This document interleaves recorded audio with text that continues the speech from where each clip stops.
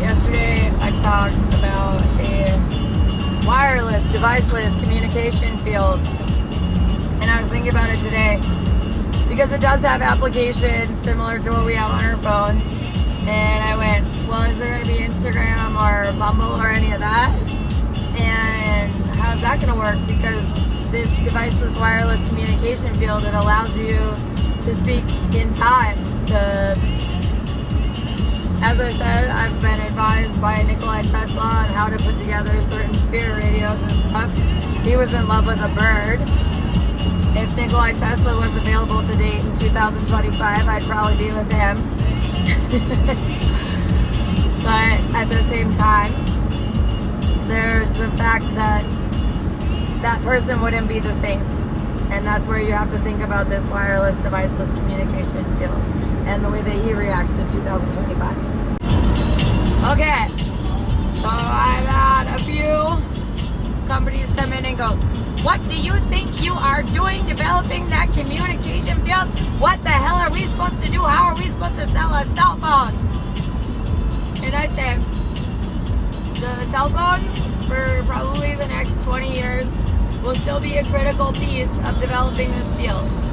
Certain people will take to this wireless, deviceless communication field like this, and they'll go, yeah, that's super cool. And then they'll have nights where they go, I wish this person would just shut the hell up, but I can't stop it. And it as I said, it's in development.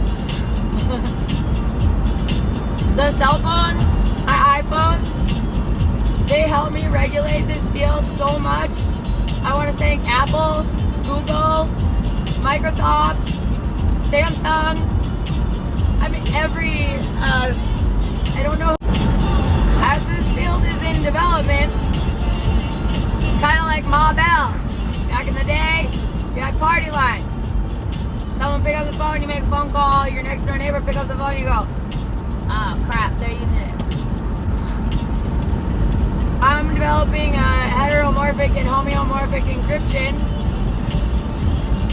that separates out each channel and basically gives each person an address.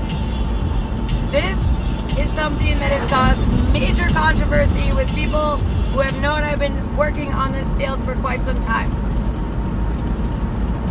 With that being said,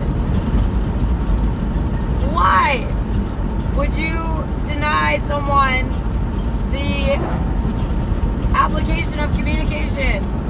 They could be up on top of a mountain and a cell phone won't work. Hello?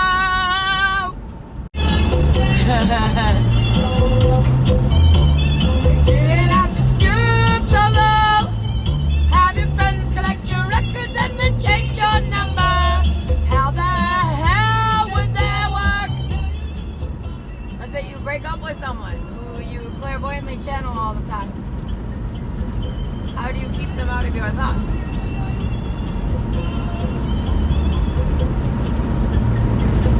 I'm working on that. There's a lot of mind control with this field, and that's what I've been explaining a little bit here with the assignment of addresses and homeomorphic encryption, especially. As I said, it can go throughout time. Who wants to talk to the dude that had the scary symbol in Germany, you know, and yada yada, and a lot of people. He doesn't want to talk to any of you, though. Okay, how does it work? There's a couple ways you can do it. I like to work with the medium of water. If someone touched the water, looked at the water, that kind of stuff, that's an advanced version. You need to train for that. It depends on lighting and temperature and movement and speed of movement, and I mean there are variables on variables on variables with that. Part 2, there's a cheater way. DNA. The thing with DNA is you might get an old message. Fresh DNA is different. And that's where it's going to get really creepy for a little while when this whole thing really comes out. How is it going to come out commercially? Keep watching.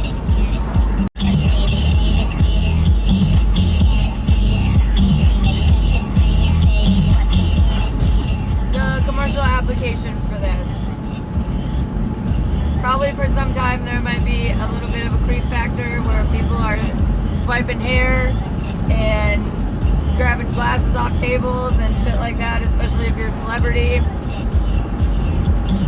Now, the second part of that is it has the ability to find something similar or the opposite or compare and contrast. The way that we use CRISPR for genetics, it's kind of like that in the sense that the particle physics surrounding it, when we get down to that atomic level and we're actually into chromatics, which is the colors of particles inside atoms, you can go, I want this one, this one, this one. Okay, so this is where we get into Instagram and Bumble and there's a lot of practical applications for this too, but those are two that we're familiar with and that we entertain ourselves with. And the really amazing part about it is you might have a piece of hair that is 1,000 years old, and you might be able to find something similar to that or solve a problem with that. And it's also to say that as development goes on and on with particle accelerators, the potential to understand an organism or atomic matter will be a lot easier. Instead of us going, oh, the Munyan did blah blah blah, we're gonna go, she did what? What?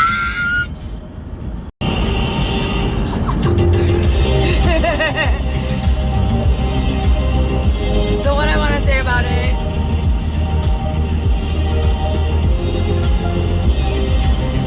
oh my god, there's so many things.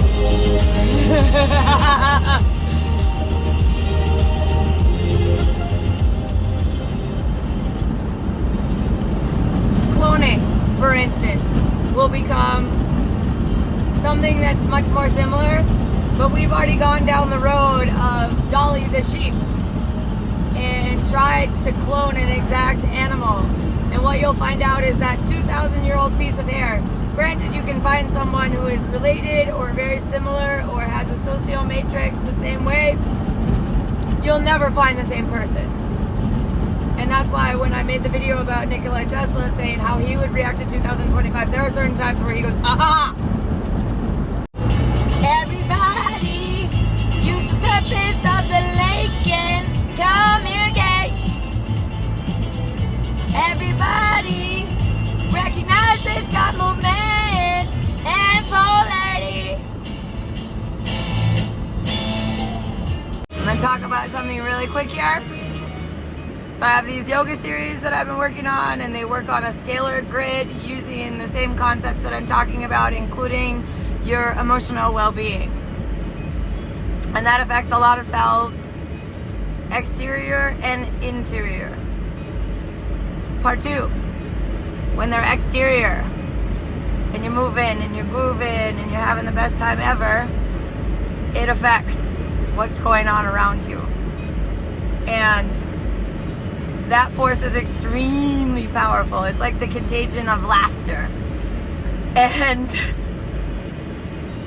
I do yoga and direct these fields of both electricity and weak force, which is the W boson and the Z boson, and I'm working with muons and this other boson that is brand new.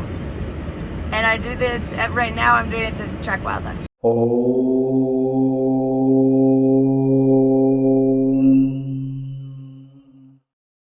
Oh.